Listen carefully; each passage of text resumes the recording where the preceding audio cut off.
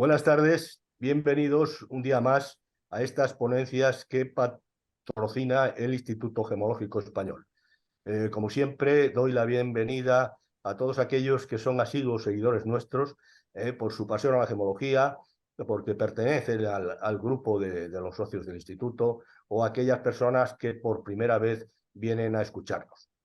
Hoy tenemos una interesantísima conferencia y procuramos en todas estas ponencias que sean variadas por muchas razones, entre ellas porque la gemología evidentemente es muy amplia.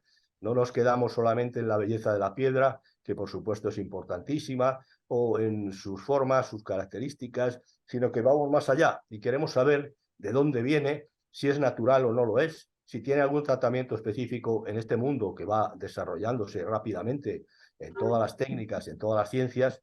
La gemología no podía ser menos. Y entonces es imprescindible que cualquier laboratorio que se precie, cualquier conocimiento dentro de la gemología, pues cuente con las últimas técnicas o avances de todo tipo de análisis para llegar a estas consecuencias. Esta es una de las conferencias en las que va a abordar Francisco Coruña Llopis este aspecto desde el punto de vista de la técnica de fluorescencia de rayos X y su aplicación a la gemología. Francisco Coruña Llopis es técnico superior en el Laboratorio de Materiales Geológicos y de Geotecnia en el CAI de Técnicas Geológicas de la Universidad Complutense. Y aparte de eso, pues tiene infinidad de publicaciones, ha participado en todo tipo de congresos, desde el punto de vista de la geología, incluso de la paleontología.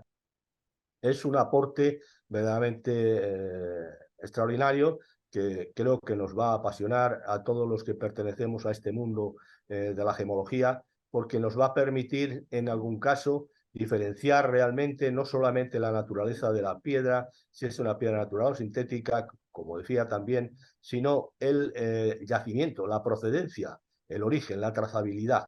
Por lo tanto, son técnicas con las que realmente hay que contar a la hora de determinar estos detalles que son importantes dentro de la gemología para el análisis de las gemas. No quiero extenderme mucho más. Creo que te tenemos que dar la bienvenida porque el tema es extraordinariamente bonito, interesante para los técnicos, para las personas que quieren introducirse en este mundo de la gemología. Ya te dejo completamente solo para que nos ilustres sobre estos temas, cuando quieras. Muchas gracias, José María.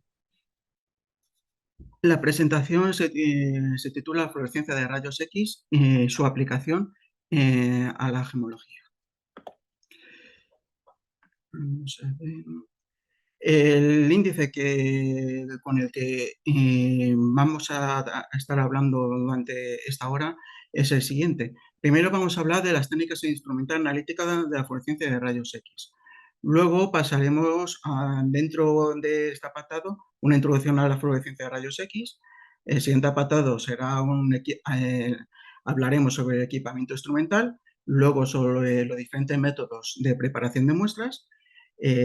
Después hablaré sobre los métodos de medida y hablaremos de lo cualitativo hacia la cuantificación y comentaremos varias problemáticas sobre la fluorescencia de rayos X. Y por último, aquí lanzaré diferentes aplicaciones prácticas de la fluorescencia enfocadas hacia la gemología, desde caracterización de gemas hasta identificación de diferentes tratamientos que se suelen dar a las gemas. Lo primero de todo es presentaros un espectro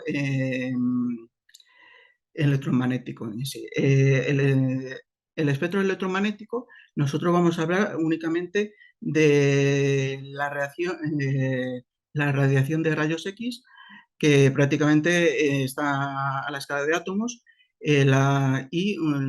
Dos cosas quiero que os quedéis importante con esto. Una, que estamos hablando que los rayos X tienen una característica que son una longitud de onda en sí, suelen ser una longitud de onda muy pequeña y en cambio suelen ser mucho más energéticos que las ondas de radio en ese sentido. Pasamos ya a la siguiente. Las técnicas principales analíticas que trabajan con los rayos X son principalmente dos.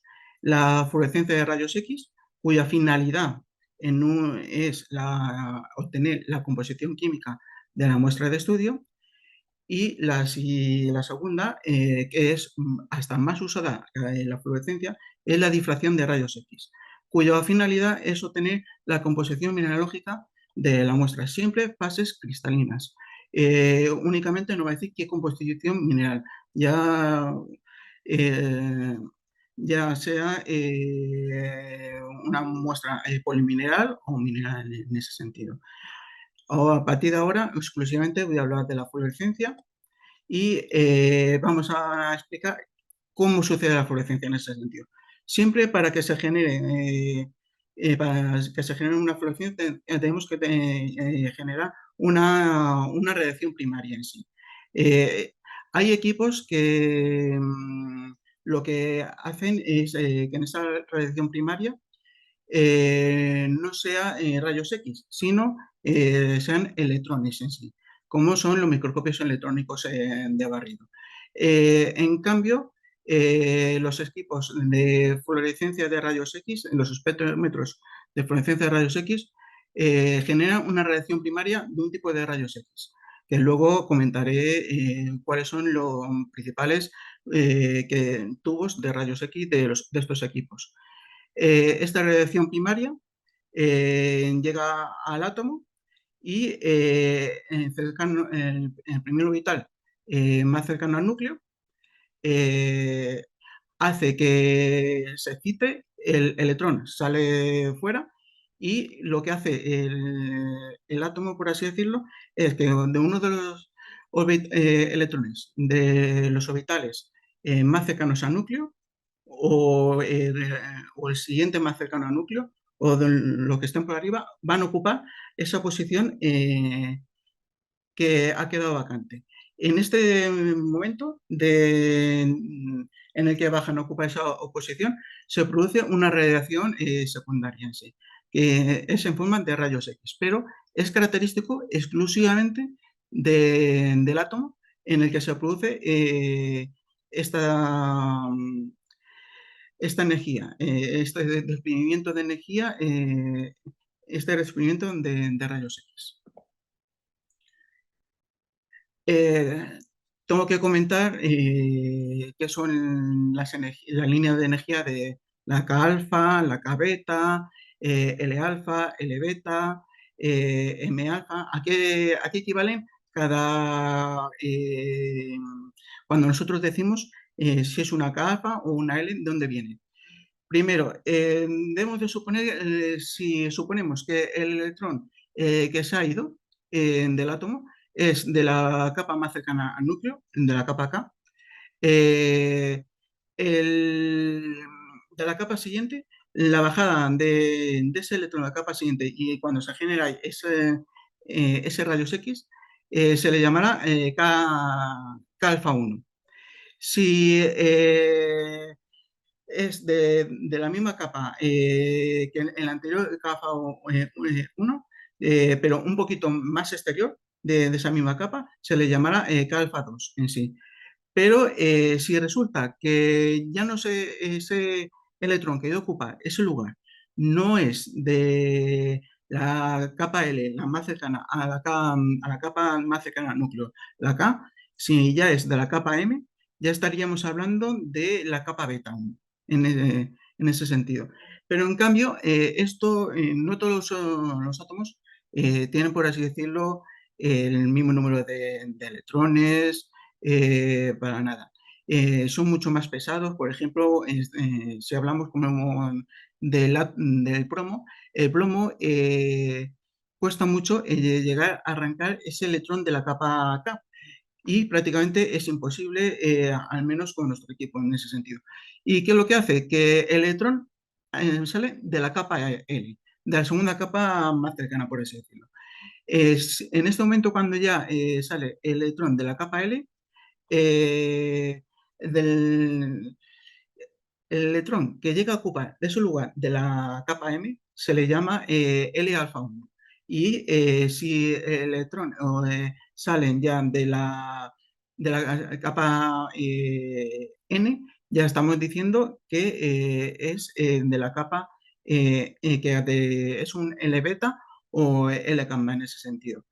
Y si resulta que el átomo es todavía más pesado que el plomo, y bueno, más pesado, o porque cuando se inciden los rayos X sobre la muestra, pueden salir no tan solo un átomo de la capa K, pueden salir y salen de la capa K, de la capa L y de la capa M, en ese sentido.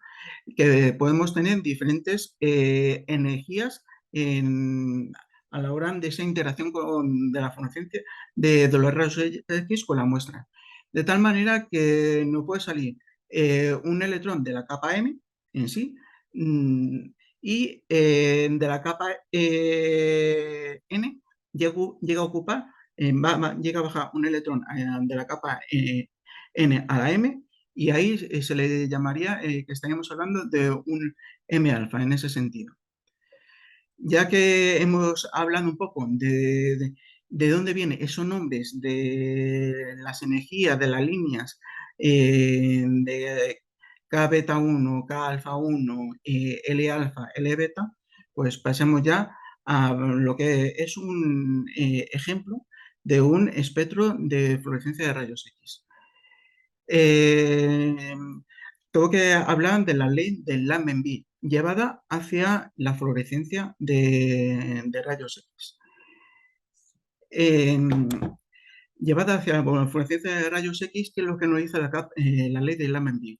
A mayor intensidad de un pico, eh, significa que de ese elemento que nosotros estamos midiendo hay más proporción dentro de la muestra en ese sentido.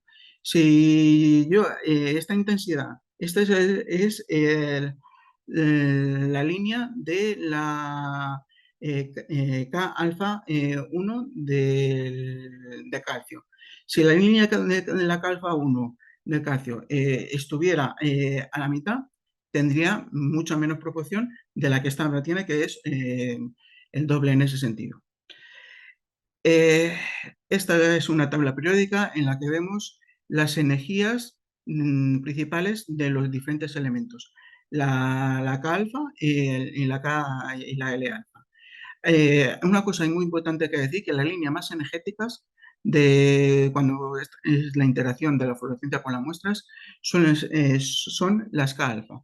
Hay elementos que son mucho más pesados, por así decirlo, como el talio, o el mercurio, el oro, el platino, el plomo, que no se llega a poder extraer con nuestro equipamiento ese electrón más cercano al núcleo, que no tenemos la K alfas, tenemos la L alfa como la más energética y la primera radiación importante que caracteriza ese elemento en ese sentido.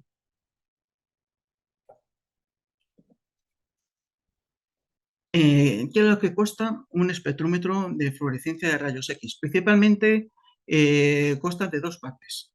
Primero, un tubo de rayos X. El tubo de rayos X es el que genera esa radiación primaria en sí.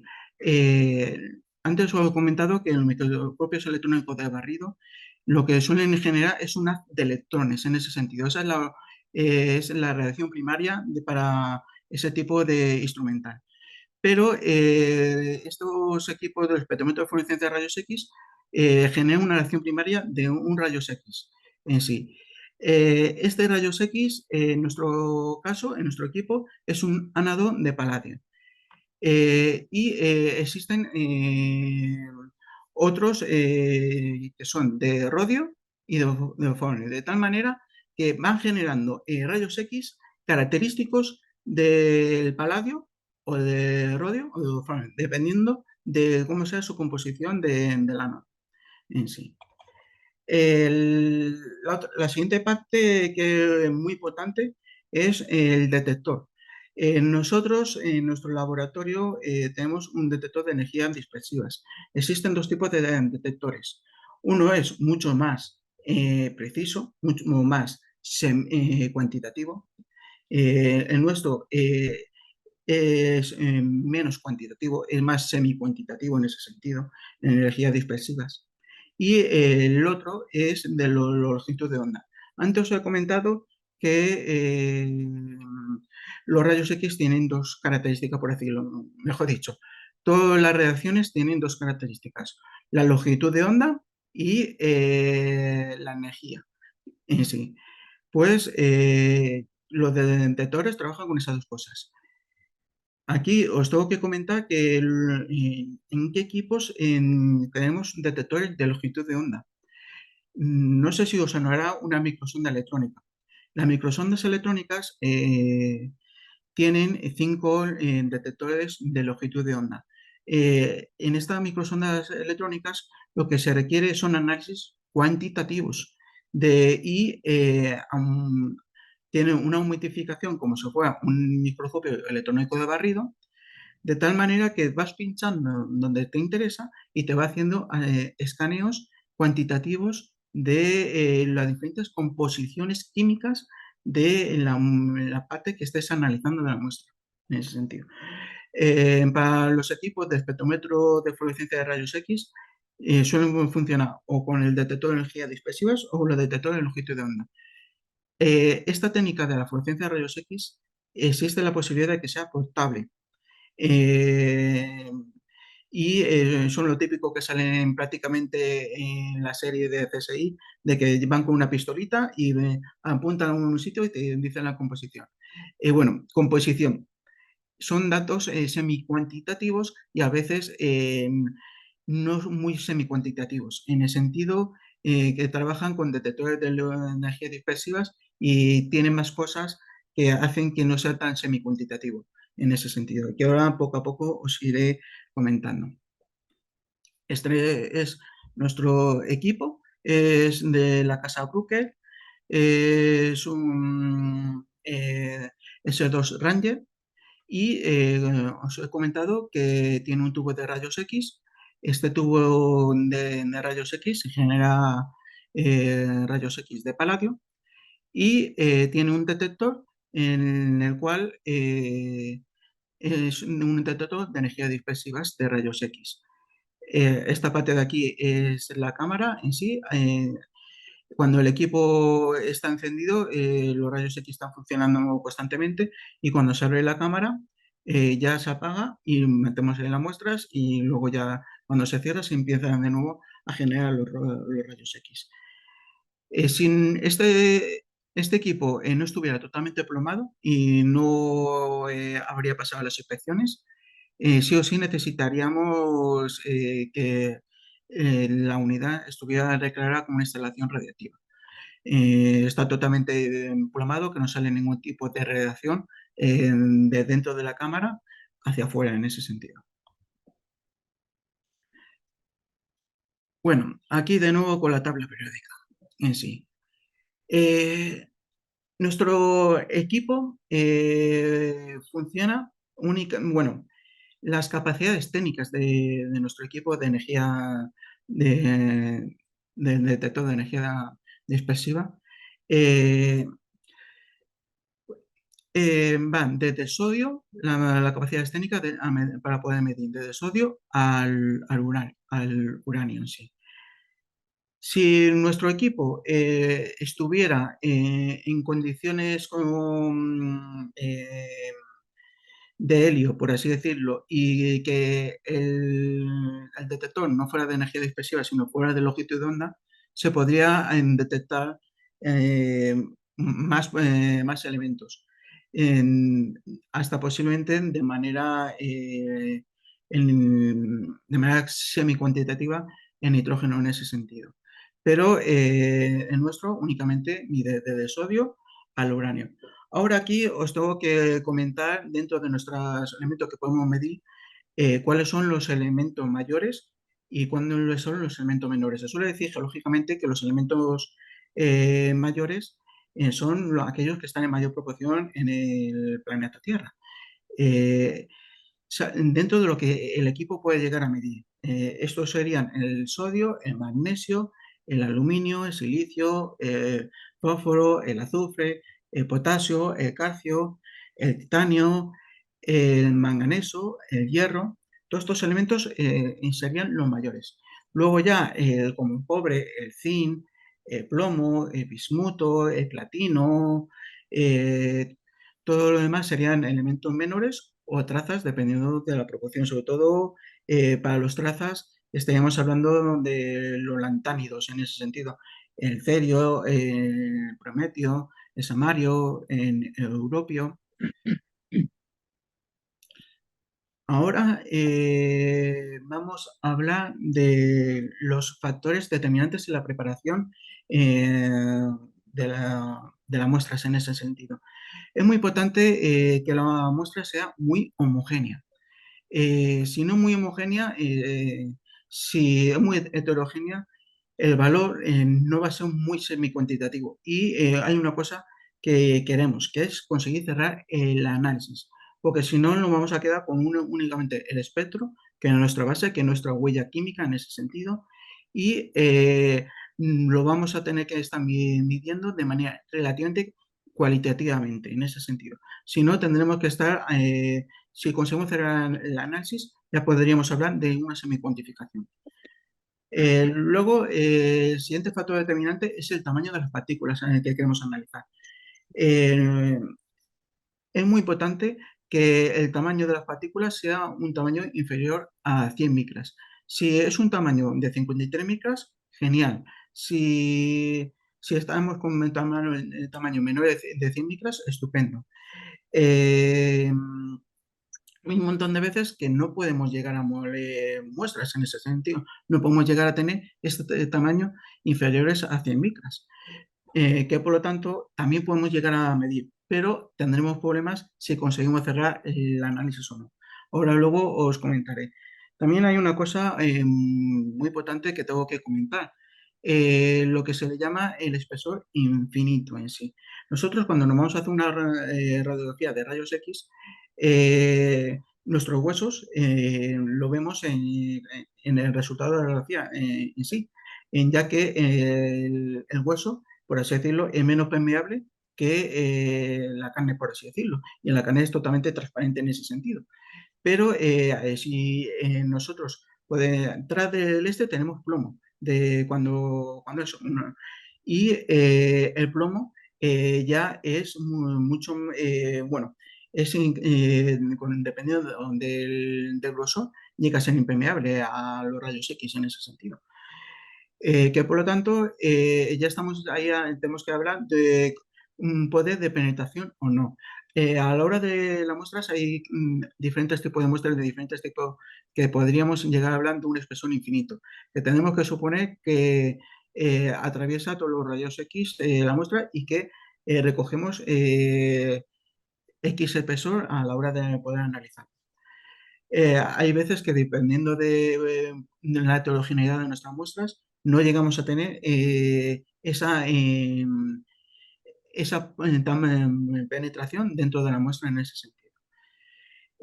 Ahora tenemos también que hablar de que tenemos que saber muy claramente qué elementos quiero medir. Normalmente en la fluorescencia medimos todos en ese sentido, pero por ejemplo, si a mí me interesan los elementos traza, bueno, traza, no, traza y menores. En concreto, el circonio, no puedo estar moliendo la muestra en un molino de circonitas, porque esas circonitas, a la hora de estar moliendo la muestra, van a contaminar la muestra, de tal manera que nos aparecerá el circón en el espectro, en los análisis, de tal manera y hasta que llegue a ser cuantificable esa contaminación. Que por eso, antes de hacer la preparación, tenemos que pensar qué elementos quiero llegar a medir. El otro tipo de molienda que se suele, bueno, la principal es con molinos de ágata. El ágata es sílice la sílice suele estar en una proporción tan grande que la pequeña contaminación que se le llega a meter, que es prácticamente irrisoria, no altera exactamente el resultado en ese sentido. No es nada comparación esa pequeña contaminación con el otro, que siempre tenemos que ser conscientes de las contaminaciones que podemos llegar a meter y que llegamos a meter a la hora de la preparación de las muestras en sí. Existen 4 tipos principales de preparación de muestras, dependiendo hacia qué tipo de resultados intentemos llegar en ese sentido y hasta qué punto podemos llegar a moler una muestra o no. Eh, por- la primera es la perla. Ahora lo comentaremos y veremos ejemplos. Luego hablaremos de la pastilla. La perla se suele analizar principalmente para estudiar los elementos mayores, principalmente. La pastilla, además de ver esos elementos mayores, vemos también los elementos menores, que un montón de veces nos llegan a interesar mucho más en sí. Resulta que hay veces que no tenemos esa cantidad de muestra que nosotros queramos para poder utilizar una de las 2 metodologías de preparación de la perla o la de la pastilla. Y por eso tenemos que llegar a utilizar un polvo molido y sobre un tipo de pota especial que ahora luego voy a enseñar. Y hay veces que no podemos llegar a moler esa muestra para nada. Si yo estoy analizando unos pequeños huesecitos que se encontraron en un yacimiento arqueológico, eh, esos huesecitos no lo puedo llegar a moler. O si me han traído un pequeño resto de una obra arquitectónica o en sí, no lo puedo llegar a moler. Y principalmente las gemas. Tengo que trabajar con ellas sin alterarlas en ese sentido. Ahora os comento la preparación de la perla. Intentar quedaros un poco con las cantidades de muestra que llegamos a utilizar en ese sentido. Lo primero, enseñaros lo que es una perla. Esto de aquí la escala, una pinza en ese sentido. Para hacer una perla necesito medio gramo de muestra. Dependiendo de el diámetro de de la perla, voy a necesitar, nuevamente se suele utilizar 10 gramos de un fundente para que me baje la temperatura de fusión de la muestra. Lo bueno de la perla es que es un vidrio totalmente amorfo, sin ningún tipo de diferenciación en ese sentido, que es totalmente homogéneo. Eso me ayuda mucho a controlar parámetros de la homogeneidad de la muestra en sí. Eh, ¿Cómo hago esta preparación? Se utiliza un crisol de platino en sí. En el crisol de platino se mete la mitad de un fundente, que suele ser un borato, que el borato está por encima de las condiciones de medida del equipo, que no va a meter ninguna contaminación al resultado, y se le suele meter una especie de cama a mitad borato y luego la muestra y luego ya en la otra mitad de borato se le mete a la peladora y la peladora lleva a 1050 grados. Aquí se producen diferentes tipos de fusiones y si hay carbonatos, parte de material de la muestra va a salir evaporado en ese sentido. Pero siempre suele corresponder lo que sale evaporado fuera a las capacidades que no tiene el equipo para medir. Suelen ser el CO2, otros elementos en ese sentido. Y sobre todo, por ejemplo, en las arcillas o en los yesos, esas moléculas de agua en ese sentido. Luego pasamos a lo que es una pastilla. Aquí tengo 2 tipos de pastillas totalmente diferentes. Dependiendo de las cantidades que se tengan, es mejor a veces tirar más hacia las, las pastillas con 4 centímetros de diámetro. Esta pastilla se utilizó 9,2 gramos de muestra. Antes para las perlas se utilizaba medio gramo de muestra. Ahora aquí 9,2. Se nota mucho la diferencia en ese sentido. Sobre todo porque quiero medir los elementos que están en menor proporción dentro de la muestra, lo que están los menores en sí. Y la otra tiene tan solo prácticamente 1,3 centímetros de diámetro en ese sentido y se ha utilizado tan solo medio gramo de muestra en sí. Para hacer esta pastilla necesitamos un aglutinante. El tamaño del grano tiene que ser menor de 100 micras, como os he comentado antes, y cuanto más pequeño sea y más homogéneo, mucho mejor en sí. Y el aglutinante que solemos utilizar nosotros en el laboratorio es principalmente la cera, que no mete nada de contaminación, pero también podemos utilizar y utilizamos el bacite, que es un tipo de resina que su composición es prácticamente carbono en ese sentido, que tampoco llegan a meter nada de contaminación a la medida en sí. Y también se puede utilizar ácido bórico o también utilizar celulosa a la hora de hacerlo. Eh, Primero se suele echar si utilizo el bacite, se suele utilizar 10 miligramos de bacite en sí. Y si utilizo cera, se utiliza 0,8 gramos de cera. Intento siempre, sobre todo si quiero analizar una muestra con otras, quiero comparar muestras de un mismo sitio, de un mismo yacimiento o de una misma formación, sí, cuando me la trae el usuario, necesito siempre nuestra balanza tiene 4 décimas de miligramo en ese sentido. Quedan 4 decimales nuestra balanza.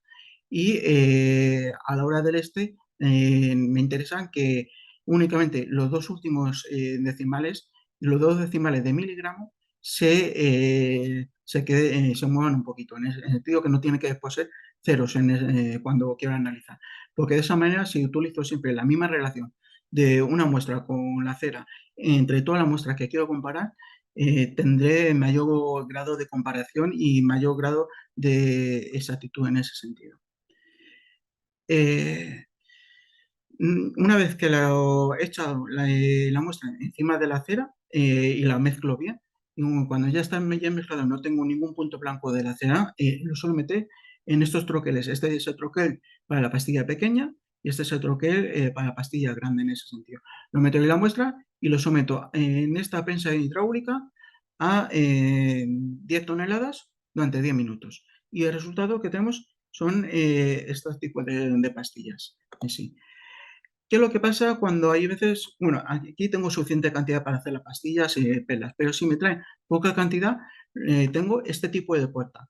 Este puerta es, por así decirlo, es un plástico, es un film que tiene unas pequeñas contaminaciones a la hora de meter, a la hora de la analítica. Ya me lo indica aquí las impurezas, que estamos hablando de pequeños ppm, partículas por millón, de silicio, plomo, hierro, zinc, y aunque no lo ponga ahí, que luego lo veremos, también tiene algo de calcio. Y prácticamente aquí vemos es el fin. Si está dando la vuelta ahí de puerta para que veamos el fin.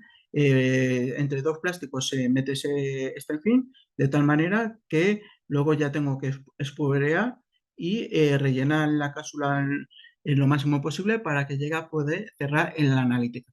Este análisis no es tan semi-cuantitativo, tan cuantitativo, por así decirlo, como los otros dos tipos de metodologías. Llega a ser un análisis semi-cuantitativo, pero no nos acercamos tanto en ese sentido.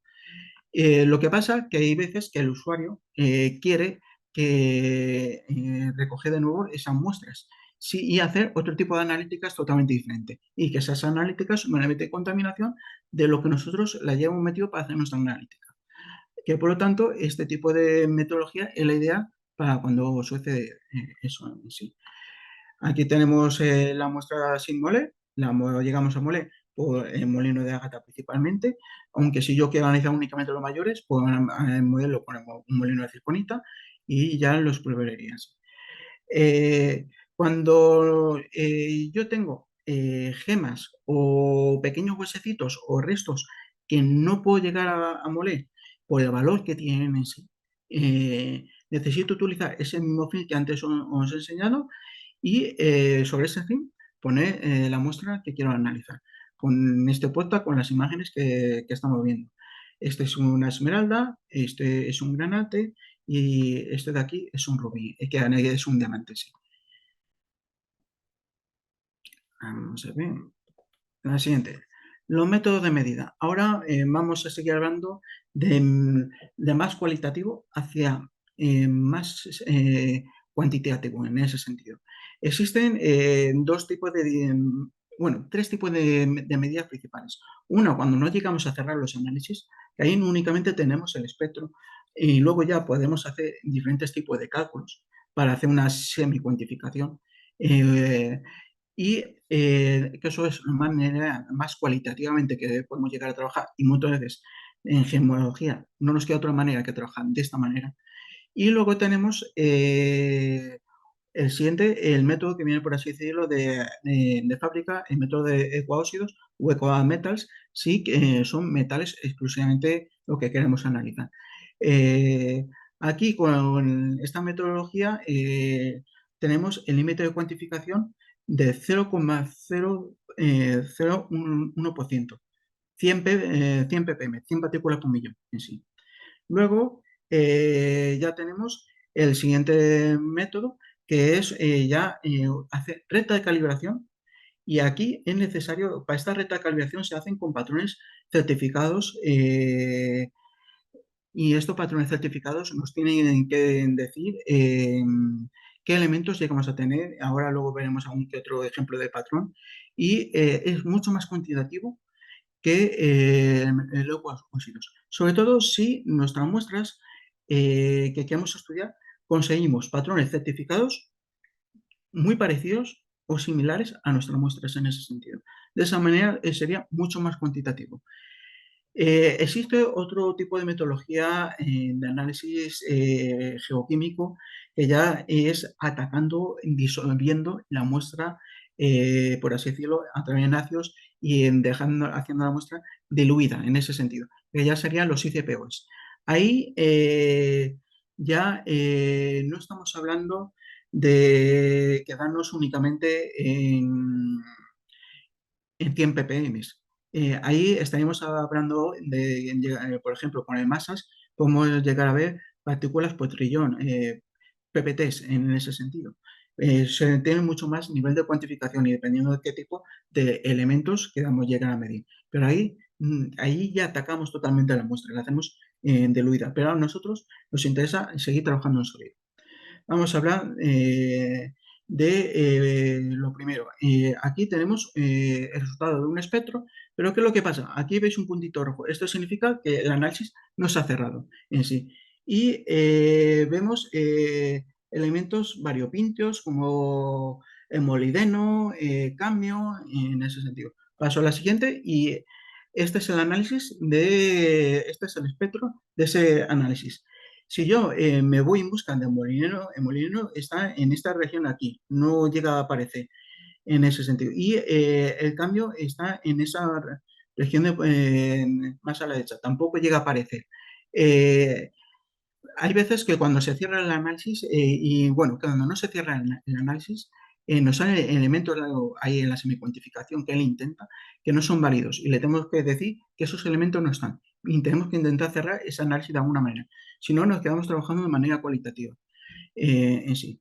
El siguiente, vamos a hablar de el semicuantitativo. Aquí tenemos un ejemplo de semicuantitativo. El análisis está bien cerrado, está en verde. Y aquí le hemos tenido que meter la LOI en sí. Ahora os comentaré luego qué es la LOI. Este es el análisis semicuantitativo. Y nosotros, en nuestro equipo, trabaja con 4 líneas de voltaje, por así decirlo. Una a 10, otra a 20, otra a 40 y otra a 50 kilovoltios en sí. La azul es la de 10, la 20 es la naranja, la verde, esta más fuerte, es la de 40 y la negra la de 50. Cuando nosotros hacemos el análisis semi-cuantitativo de ecoóxidos, el equipo lanza estas verdes y hace, por así decirlo, lo integra, hace una integración y calcula el área que está por debajo del pico. Pero hay veces que el equipo le tenemos que decir qué elementos tiene, porque por ejemplo aquí con el rubidio no me la ha visto. Y veis la línea por debajo del verde y no me la ha metido por encima. Y le tengo que decir que lo meta en ese sentido. Antes he comentado que vamos a aplicar un poco la LOI, porque la LOI es importante. La LOI, por así decirlo, ese porcentaje me va a hacer una relación de ese porcentaje que el equipo no puede llegar a medir. En sí, el alloy es, en inglés, loss ignition significa lo que a la hora de medir es el porcentaje de pérdida de peso desde 105 grados a 1050 grados. ¿Por qué 105 grados? Porque por debajo de 105 grados tenemos la humedad y la humedad es una propiedad extrínseca al químico de la muestra en ese sentido. Y necesitamos analizar ese químico propiamente intrínseco de la muestra. Y a 1050 grados, supuestamente, todos esos elementos, primero, cuando hacemos una pela llegamos a 1050 grados. Y todos esos elementos que no hemos podido llegar a medir, tenemos un porcentaje estimativo de cuáles. Por ejemplo, si esta muestra es una amalga, esta muestra, al ser una amalga, va a tener unos filosilicatos, un cuarzo y unos feldespatos. Y además, luego, el mate un tanto por ciento importante de carbonatos en sí. Eh, y estos carbonatos, más en este caso, es concretamente la calcita. La calcita, su composición es CaCO3, que por lo tanto ese CO2, eso si yo estuviera analizando una calcita pura, también me diría que el 100% es óxido de calcio, pero no es así. Estamos hablando que tan solo es el 49, no, el 51% del óxido de calcio de la muestra, que por lo tanto necesitamos estimar cuál es ese 49, que nos salga de esa manera. Los elementos mayores en fluorescencia normalmente se suelen dar en tantos por cientos en óxido. En cambio, los elementos menores ya se suelen dar en partículas por millón, en ppm. En sí que antes no lo he comentado en sí. Eh, con la LOI es muy importante la mineralogía en sí, porque, por ejemplo, un yeso, hay veces que con tan solo molerlo ya va perdiendo un poco ya se va traspasando un poco a basanita, ya pierde una primera molécula de agua en ese sentido a veces. Y hay muestras como las zeolitas, que en ese primer calentamiento, antes de llegar a los 105 grados, ya está perdiendo parte de su agua estructural. No el agua de humedad, sino el agua estructural. Y los yesos tienen dos moléculas de agua en ese sentido, estructuralmente. Si ya con tan solo mole a una temperatura de 40 grados o un poquito más, en ese sentido, hay veces que ya estamos pasando de una fase a otra, perdiendo esa proporción, tendremos que cambiar esos 105 grados. Por eso es importante conocer también un poco la menología de la que partimos, para saber hasta qué punto la LOI estamos haciéndola bien o no. Y esto es un dato semicuantitativo, porque dependiendo de cómo lo hagamos, puede variar un poquito o un poquito más, dependiendo. Y además hay diferentes tipos de metodologías de la LOI. Hay gente que la hace tan solo hasta 1000 grados, otro 1050, que somos nosotros, otros 950, otro 1025 en sí. Y principalmente, otra cosa muy importante es esa homogeneidad de la muestra y las cantidades en sí.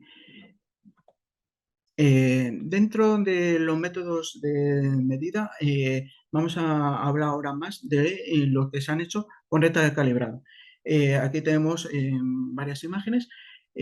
Aquí en esta estamos hablando, por ejemplo, de un material certificado de referencia en el cual me vienen los elementos mayores en tanto por ciento de óxido con una desviación estándar, el número de analíticas que se han hecho y las medias, por así decirlo, que han salido en ese sentido. Están cuantificados y como veis varía muy poco. Tiene una desviación estándar de, la sílice de 1%, que no está nada mal. Y los elementos menos se traza con el número de analíticas que se han hecho y las variaciones estándar en ese sentido. Siempre todos los patrones diferenciados tienen que venir con el número de ensayos que se han hecho, la versión estándar y el dato semicuantitativo. Hay un montón de veces que tan solo no pueden certificar muy poquitos valores y hay otros que no pueden certificar mucho más. Y necesitamos conocer qué es lo que queremos llegar a medir para si podemos utilizar un patrón de referencia o no. Y siempre tiene que ser materiales muy parecidos a nuestra muestra de estudio en sí.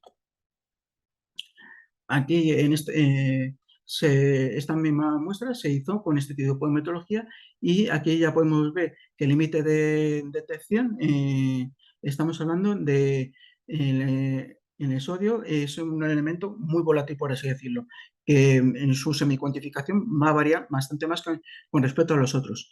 Eso siempre va a pasar lo mismo con el sodio. Y a veces en el espectro tenemos que está un poquito desplazado el pico, en ese sentido.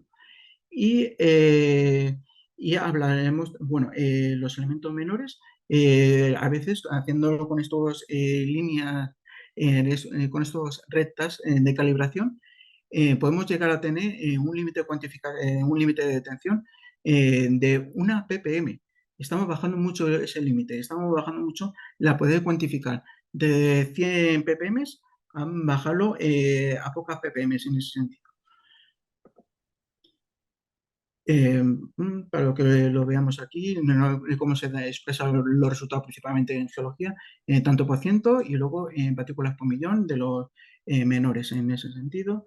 Y ahora varias problemáticas. Y me tengo que dar bastante prisa. La cantidad disponible de la muestra es muy importante para saber qué tipo de metodología podemos llegar a hacer a la hora de preparación. Y de esa manera podemos hacer más que ese resultado sea más semi-cuantitativo o no tendremos que sea menos semi-cuantitativo en ese sentido. Una homogeneidad de la muestra también es importante, como antes os he dicho. El tamaño de las partículas a la hora de medir también es importante porque si es un tamaño superior a 100 micras, hay veces que el análisis no llega a cerrar, que por lo tanto no vamos a tener esa semicuantificación que llegamos a necesitar. La metodología de la LOI. Os he dicho que en diferentes tipos de laboratorios utilizan una metodología u otra y dependiendo de esa metodología que tenga la muestra, tenemos que variar nuestra metodología para que no sea el porcentaje de pérdida de peso de 105 grados a 1050 grados en tanto por ciento en sí. Luego, las contaminaciones que os he comentado antes de la muestra en sí, con el circonio, por ejemplo, en ese sentido.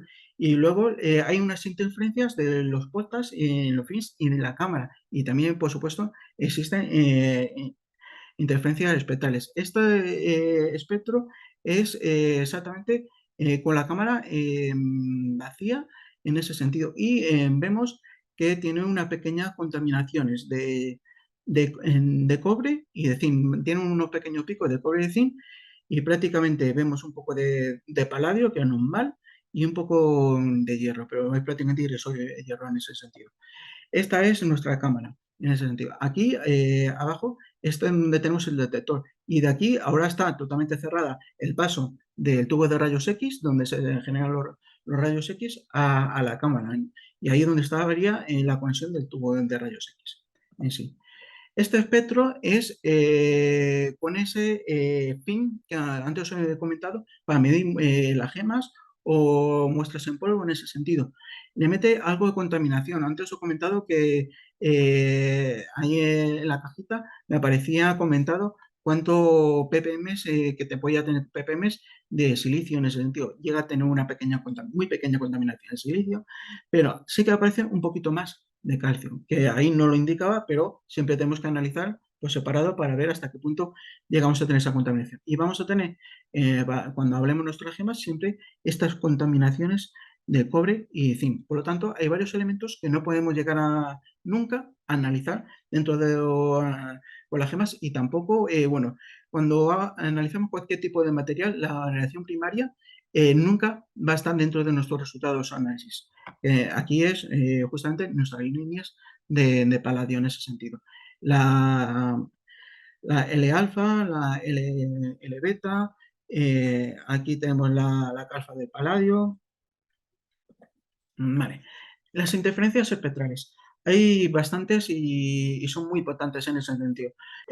Con el equipo lo que quería era que se vieran dónde están esas líneas que aparecen a la misma altura de la alfa de uno con la beta del otro, que por lo tanto ahí no se pueden diferenciar. Y además existen diferentes sumas de las líneas en ese sentido.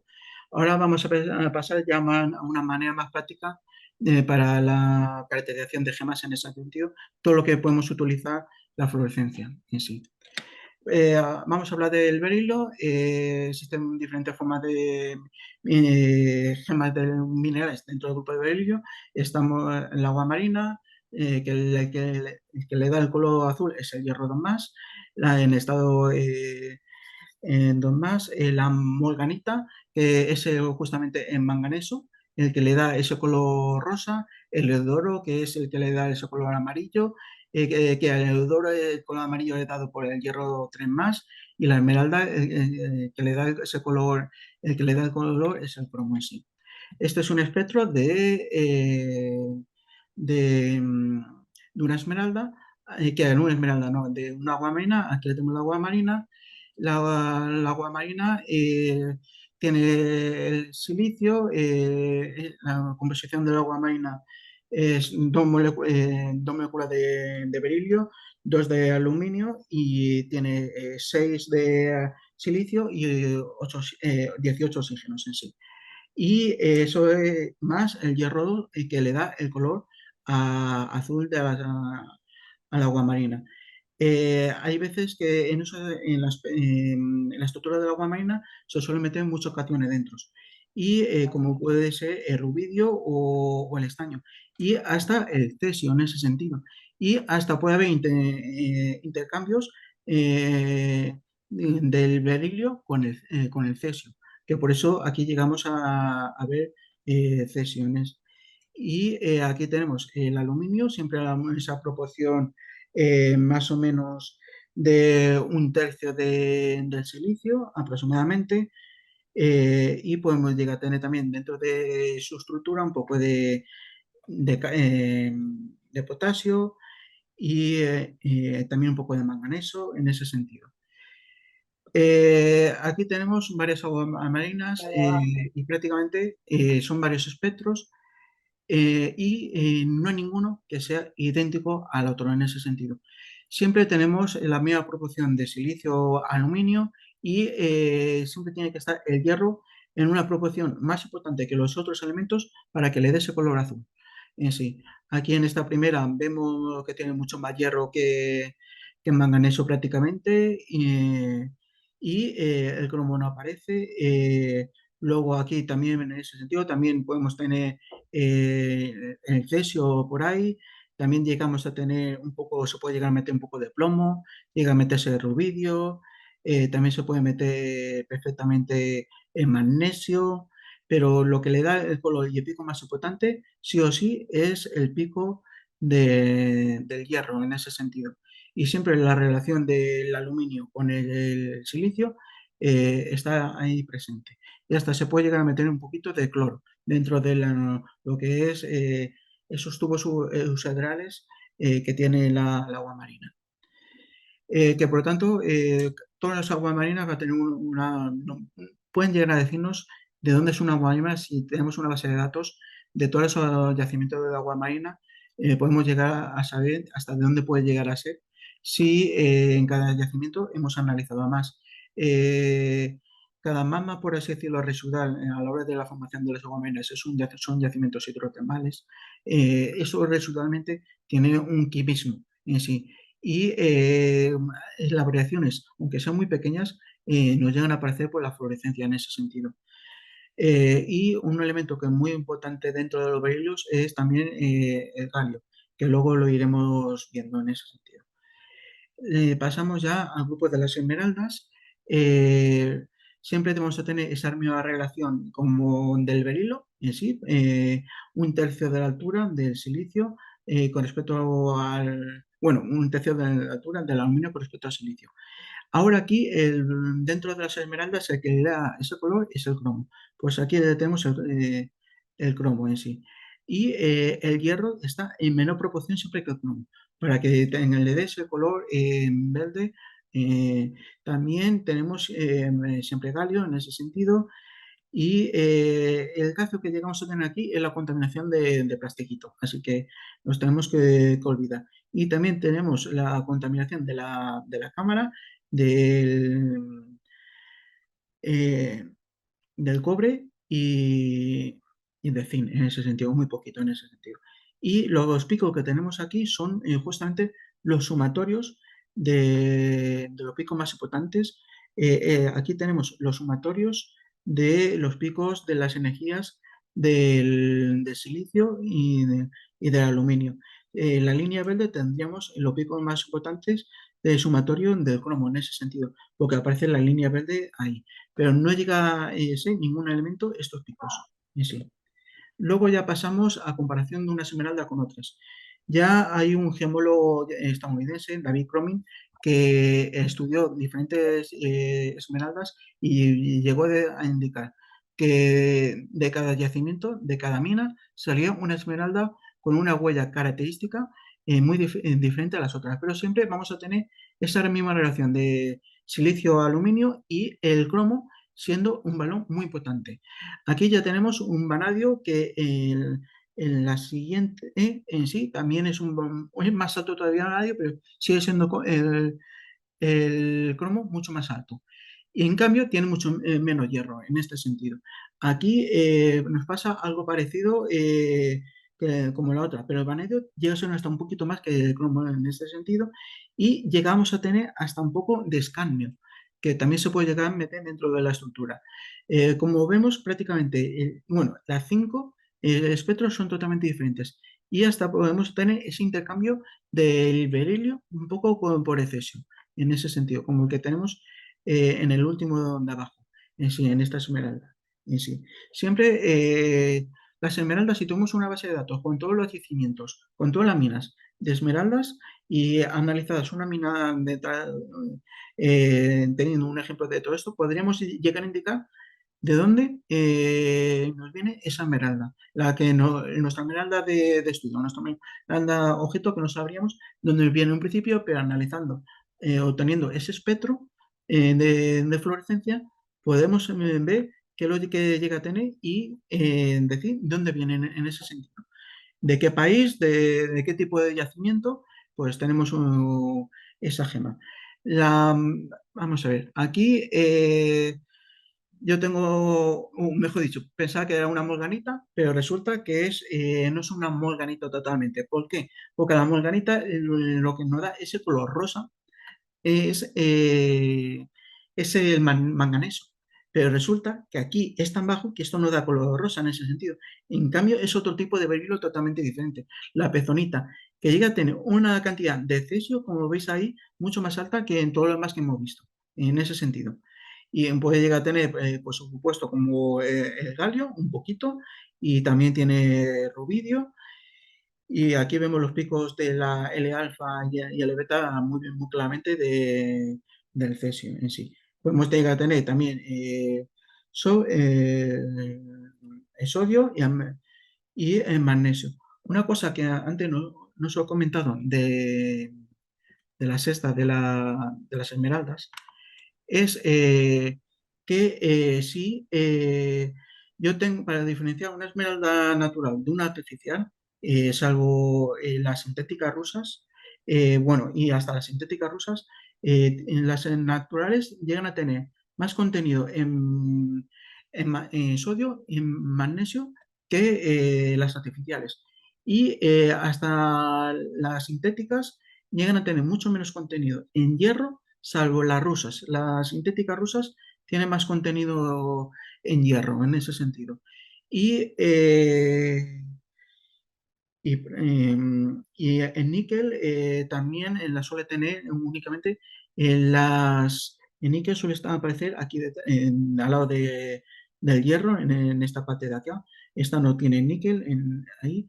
Y suelen tener las rusas y las hidrotermales sintéticas en sí. Vamos a pasar ya a la espinela. Antiguamente, antes del siglo XX, la espinela se confundía mucho con el rubí. La espinela es un silicato que anuncio, mejor dicho, perdona, es un óxido de aluminio y de magnesio en sí. La diferencia con el rubí es un óxido de aluminio en ese sentido. Y a la hora de dar el color a los rubíes es el cromo. Y aquí tenemos perfectamente en esta espinela el cromo, que prácticamente por el color podría llegar a pasar relativamente como un rubí. Pero obteniendo el espectro, vemos como que tiene un pico muy importante de magnesio en sí. Y la fórmula estructural de las espinelas es una molécula de magnesio por dos de aluminio, por así decirlo, en ese sentido. Luego ya vamos a pasar a los rubíes. aquí prácticamente también podemos hablar muy parecido como las esmeraldas y las aguamarinas, de poder llegar a hacer una base de datos para saber de dónde puede venir un rubí. Ahora luego os iré comentando. Lo primero, vemos qué elementos son característicos que aparezcan dentro de rubí. Principalmente el rubí es un óxido de aluminio, de aluminio en sí. El que le da el color en sí es el cromo. Cuanto más cromo tenga, mayor color memillón, el color bueno de rubí en ese sentido vamos a tener. Y también van a aparecer el hierro, el galio, el titanio. También aquí donde está el magnesio, que también puede aparecer, y el vanadio en sí. Son los elementos que suelen tener más en el este. De vez en cuando podemos llegar a tener hasta un poco de circón, que el circón puede llegar a estar por esta altura en ese sentido. Ahora luego veremos varios ejemplos. Aquí están. Como veis en este de aquí tenemos circón en ese sentido y prácticamente eh, tienen una huella diferente, es unos rubíes con otros. Hay algunos que, por supuesto, tienen mucho más cromo, pero tienen bastante hierro, y hay otros que no tienen casi nada de hierro. Otros que el hierro sube un poquito más que el cromo ahí. Y el vanadio hay otros que tienen un poquito más y otros que tienen un poquito más de titanio. En ese sentido, que en otros que no tienen ni vanadio ni titanio y que tienen muy poco o tienen un poquito más de galio. Dependiendo de las proporciones de estos elementos, dentro del este, aunque son mucho menores en ese sentido, podemos llegar a saber de dónde vienen. Hay trabajos, este trabajo hecho por gente china, Enki Li y Wu Chu, sí, estudiando la composición de rubíes, pues nos pueden llegar a decir de dónde somos. Este, por ejemplo, es un rubí de Tailandia, estudiando más o menos qué proporciones llegamos a tener de los elementos en ese sentido. Si tiene mucho hierro, si tiene bastante cromo tal o si tiene mucho más radio en sí. Dependiendo de cómo estén esas proporciones, esos elementos, nos podemos llegar a decir de dónde puede llegar a ser ese elemento, dónde puede llegar a ser esa procedencia de ese ruido. Que prácticamente si tenemos una base de datos hechas eh, con todos los yacimientos, podríamos saber es que estamos hablando de un rubí de Somalia, de un rubí de Birmania, de Tailandia, ¿de dónde viene exactamente en ese sentido? Aquí también vamos a comentar un ejemplo de un rubí sintético. Los rubíes sintéticos, por así decirlo, no van a tener todos estos elementos que tienen por naturaleza normalmente. Normalmente, prácticamente, pueden tener principalmente el cromo que le da el color y, por supuesto, el aluminio en sí. Y muy poquito más puedan tener en comparación con los naturales, que podemos llegar a tener como el titanio, el vanadio y el galio, como antes os he comentado en ese sentido. Los granates. Los granates, familia de los granates, tenemos dos tipos de series, la grandita y la eh, piralpita en sí, dependiendo si el aluminio es el cation principal, ahora en sí, o si es el calcio. Aquí el cation principal es el calcio, que estaríamos de la base de la grandita, y prácticamente tenemos hierro y aluminio a una proporción muy parecida, que por lo tanto, lo que la- en sí estaríamos en una mezcla de dos tipos de granates.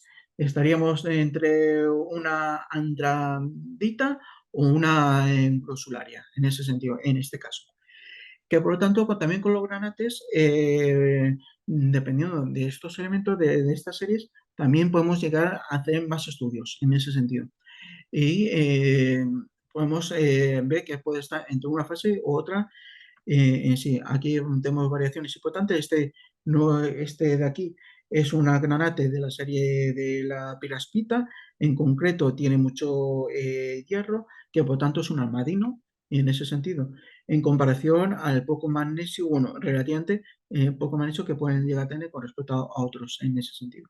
Y siempre vamos a tener con con los granetes unos elementos como el litio y el niobio van a aparecer elementos más pesados, más característicos. Y hasta podemos tener más, podemos llegar a tener zinc en sí.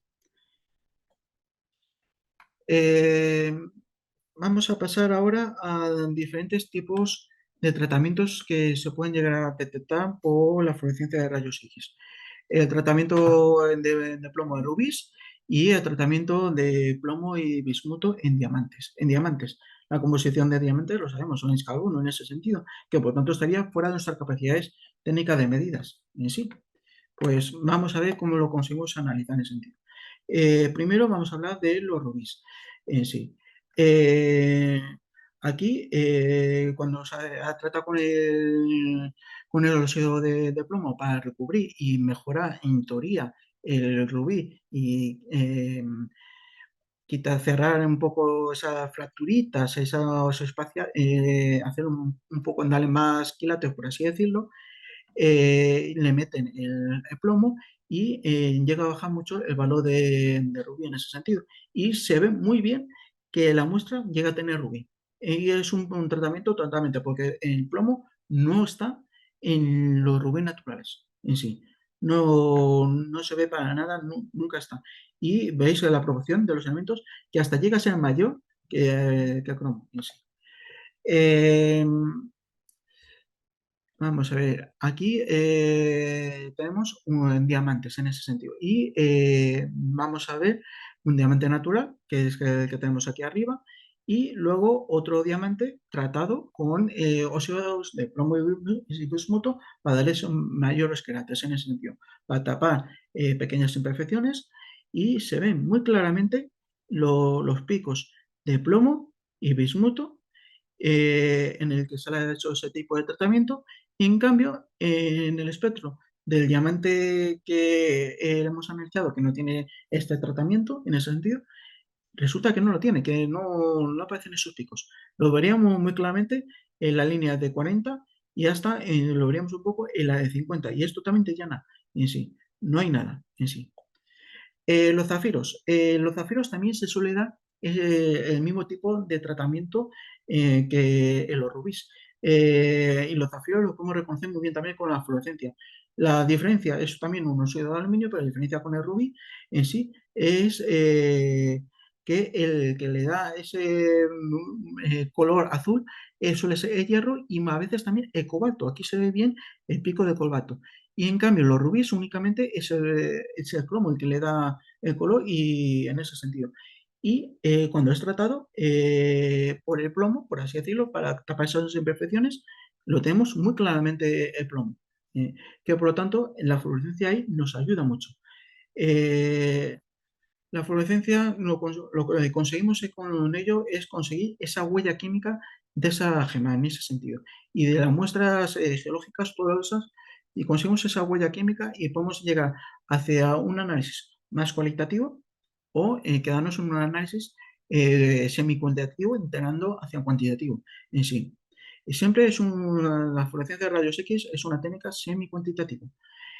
Y es muy útil tanto en gemología, en arquitectura, a la hora de reconstruir edificaciones arqueológicas. Por ejemplo, si yo hay cualquier tipo de accidente y hay una piedra del acueducto de Segovia que hay que sustituir, analizando, se podría buscar las canteras de donde han sacado ese tipo de muestra, ese tipo de roca en sí, y conseguir esa misma roca sustituirla en ese sentido.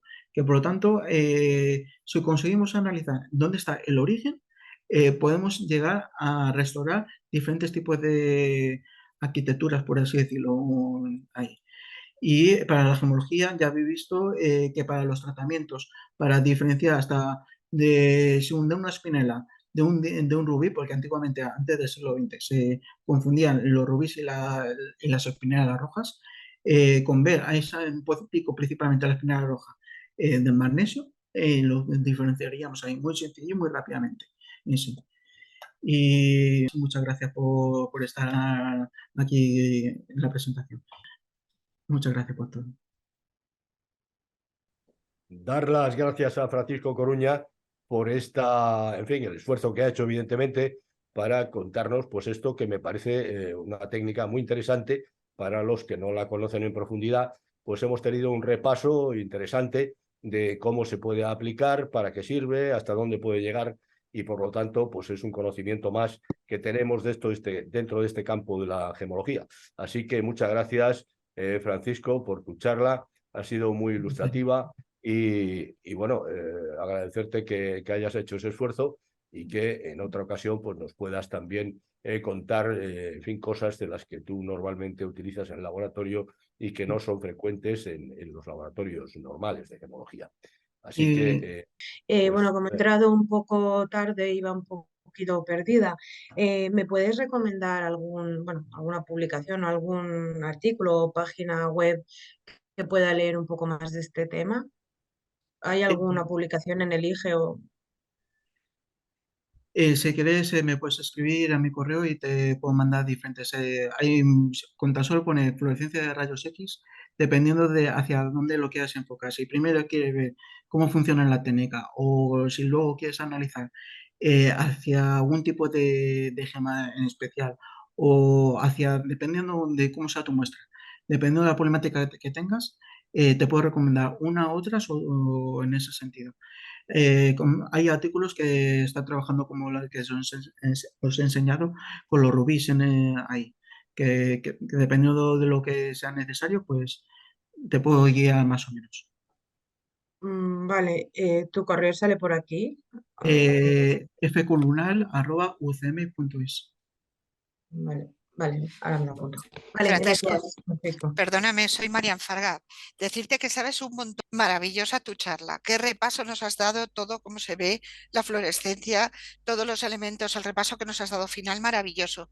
Y sabes muchísimo, interesantísimo, todos los aparatos y cómo funcionan. Muchísimas gracias, nada más que decir esto. Que no se haya visto cómo funciona, cómo es el software y viendo ahí las interferencias que la principal problema es que tenemos a veces hasta qué punto un elemento está, no está está subestimado o infravalorado o no en ese sentido, que es una cosa que el técnico tiene que saber verlo y no da el que viene de la máquina, el que da la máquina propiamente dicho así.